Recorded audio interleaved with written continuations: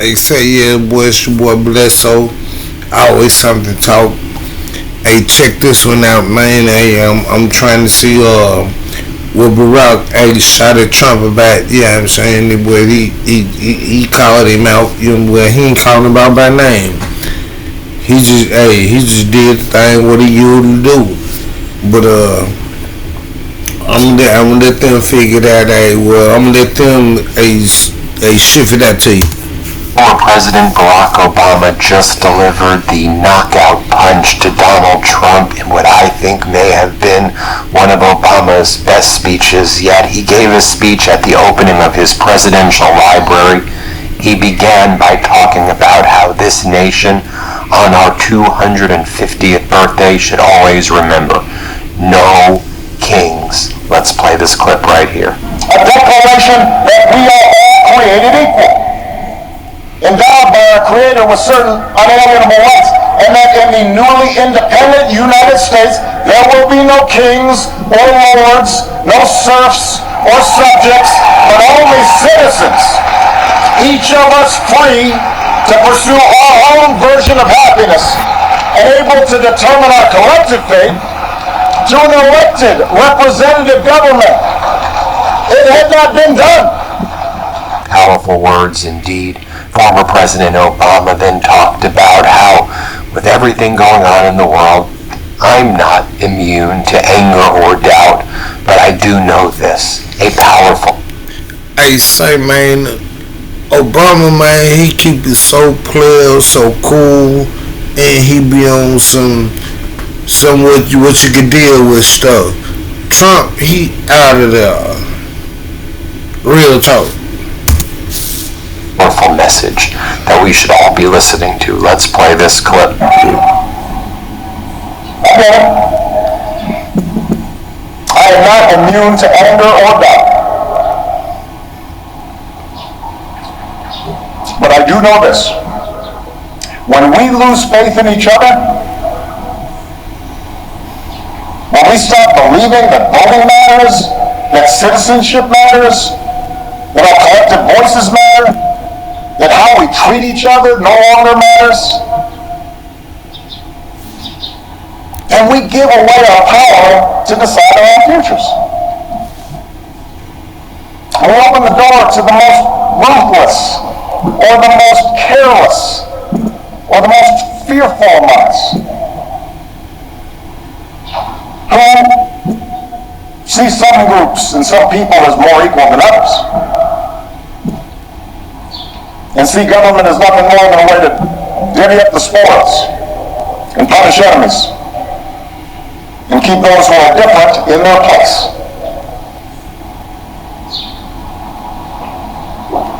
I do not believe that is the story of America that prevails in the end. I don't believe it because for us to give up, for us to give it now, after all this country's been through, to cynicism and division would be a betrayal of our founding ideals. A betrayal of our faith. And I remain convinced that the overwhelming majority of Americans feel the same way. That as unsettled as we are, people aren't looking for perpetual anger and division. They are looking for fairness and common sense and mutual respect. That deep in our gut, we want to find a way to turn towards each other again, not further away. Former President Obama also talks about how when American foreign policy lives up to our highest ideals, lives up to our values, when we champion human rights and democracy, we can take the lead in very important ways. And obviously, he's building a major contrast here between himself and Donald Trump. Let's play it. Yes, America has made its share of foreign policy mistakes. Our actions have not always matched our rhetoric. We've learned that we can't solve every conflict or stop every atrocity around the globe, but at our best, the United States has been an undeniable force for good in the world. And what I heard on every continent as president is that when American foreign policy lives up to our highest ideals, when we champion human rights and democracy and the sound stewardship of our planet, when we take the lead in eradicating disease and feeding the hungry and educating children, when we encourage cooperation between nations, instead of trying to dominate and bully and squeeze every advantage just because we can. And most of all, when we show through our example here at home that even a country as big and diverse as ours can make democracy work, it turns out all nations, including ours, become more prosperous and secure. And the world gets a little bit brighter.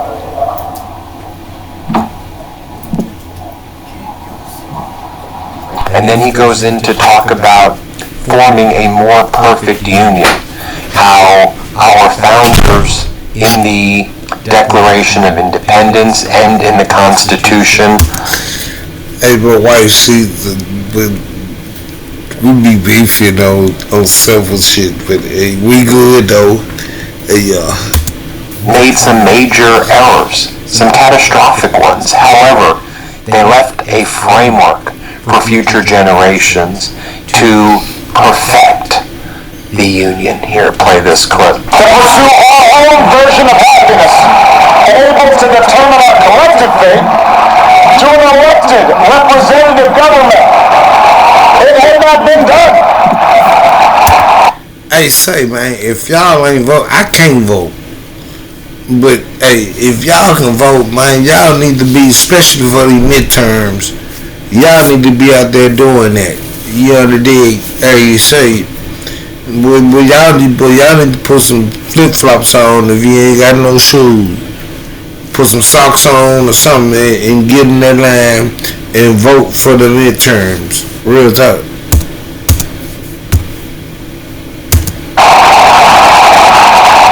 And because it hadn't been done before, the success of this experiment was never a given.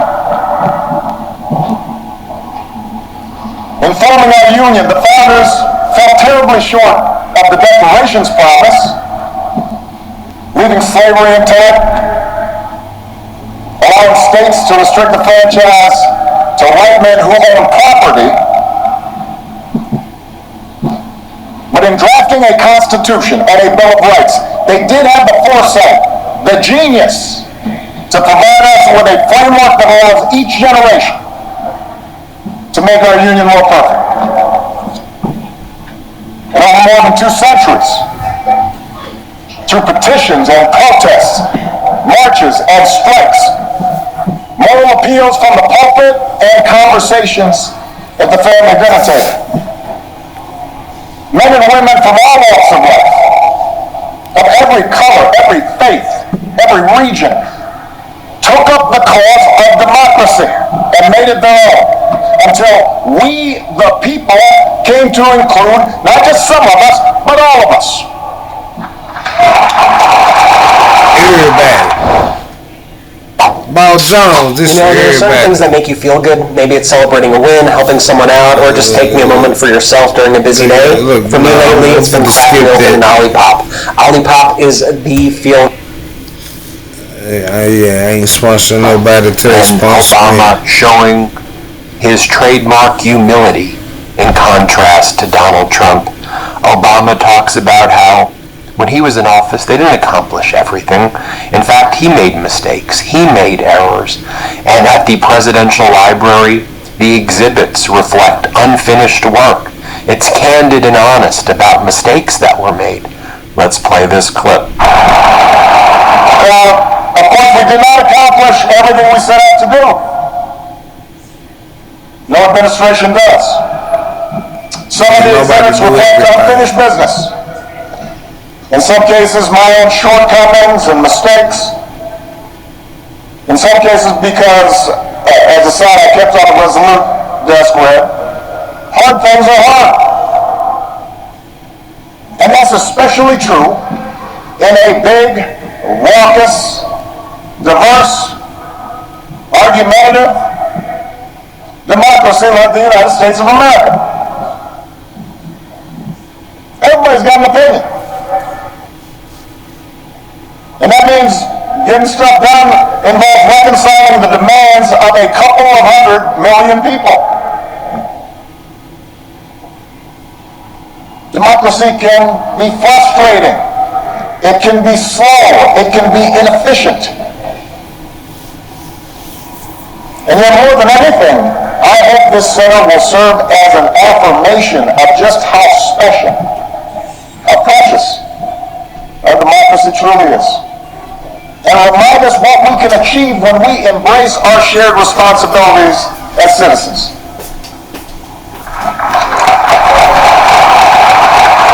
And then former President Obama talks about how the exhibits here are focused not just on policies, but our shared values. Let's play it right here. Lincoln's Bible, and a pamphlet by Ada B. Wells, suffragist buttons, and a hard hat worn by FDR's Labor Secretary, Francis Perkins.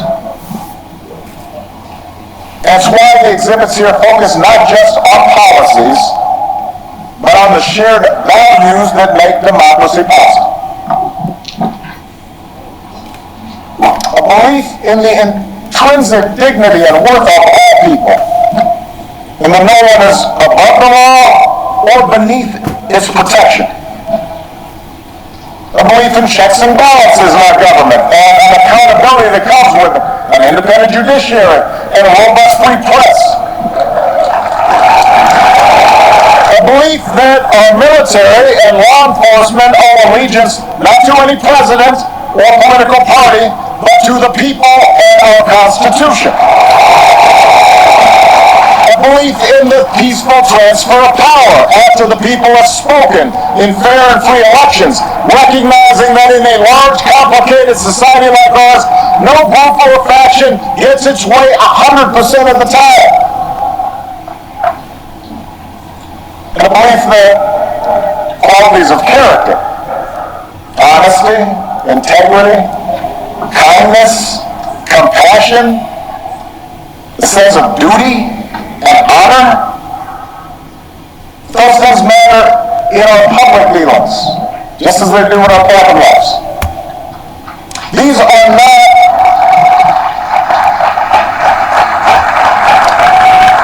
these are the values and traditions I believe in.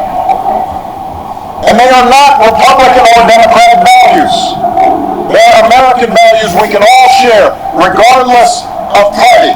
Values every president here today, as different as we are, has tried our best to uphold. Values that John McCain and Mitt Romney believed in no less than I did. It is our greatest inheritance. And Obama talks about a declaration that we are all created equal, as I showed you at the outset of this video. Let's play it. And remind us what we can achieve. Say, man, hey, but nobody can say nothing bad about this dude, man. He ain't had no scandals. None of that. His kids, hey, they always been straight. And he spit what need to be going on, Boy, I wish he could run for a third term. When we embrace our shared responsibilities as citizens.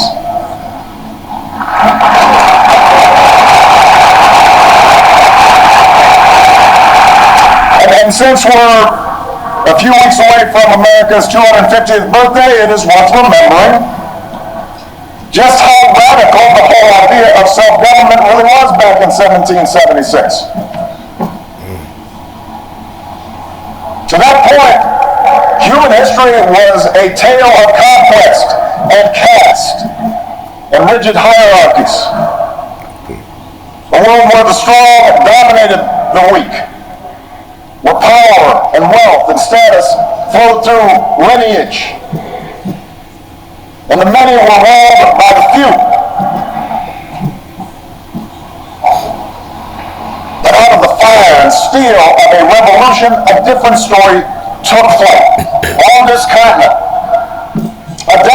recognition that we are all created equal, endowed by our Creator with certain unalienable rights, and that in the newly independent United States, there will be no kings or lords, no serfs or subjects, but only citizens, each of us free to pursue our own version of happiness, and able to determine our collective fate through an elected representative government. It had not been done. Hey, Trump ain't got no vocabulary like this dude. He still be shooting at Obama, but that main vocabulary is terrible, man. They use the same words. They say the same thing every week.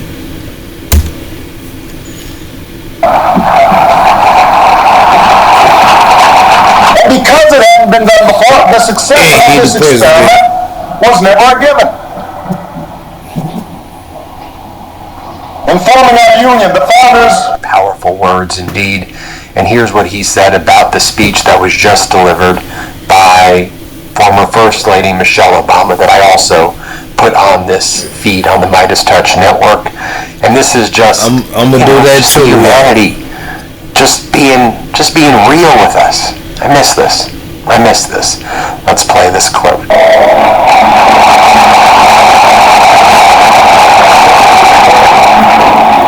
To Michelle, she did me wrong. She wouldn't let me see her speech. She knew she was going to mess me up, and she did it anyway. But she's always made me better. And I could not be more grateful. And to Sasha and Maria, what can I say? You mean everything to me. There you have it, folks. Let me know what you thought about that speech by former President Barack Obama. Powerful stuff. Hit subscribe. Help us get to 7 million subscribers. What is that? Hey, say y'all subscribe to me, like, and share my page.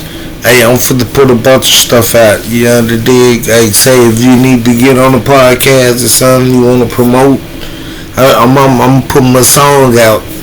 Hey, from a show, and just holler at me. Like real talk, man. I just be chilling, man, and I do my research on all type of stuff. So no telling what it's always something. So it might be something with the weather, the politics. I deal with music and all that too. If you want to get your song done and all that. But hey, boy, this your boy Bledsoe. Hey, holla at your boy, man. I got this going.